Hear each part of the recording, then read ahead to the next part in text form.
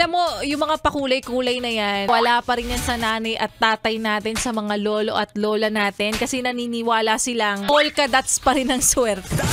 Magpapapayat daw. Pero mamaya, sasangyo pang diretsyo. Hindi pa rin nabusog. Hindi pa rin nabusog sa mga handa nitong mga nagdaang holidays. Nako, kami nga ngayon may natitira pa sa ref eh. May natitira pa kaming salad. Yung salad na yan, sabi ko sa inyo, aabot pa yan ng Holy Week. Tayo rin, yes, pre, na sa mga oras po na ito ay nakikisabay sa pagsusuot ng mga masuswerteng kulay. Ngayong taong 2025, ano ba yung masuswerteng kulay na sinasabi nila? Kahapon suot ko na, Mocha Mousse. Ganda ng pangalan, no? Tapos, meron din yung isa pa, Violet. Violet? Pero violet na lang. Mocha Mousse, di ba? A warm brown with sometimes reddish or mauvish undertones. Ang arte!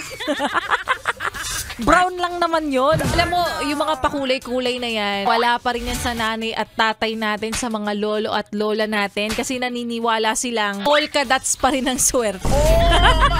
Alam mo, yes, friend, mapaanong kulay man yan, mapa-orange, green, pula, mas gusto pa rin natin ang Viva. Viva Mapera.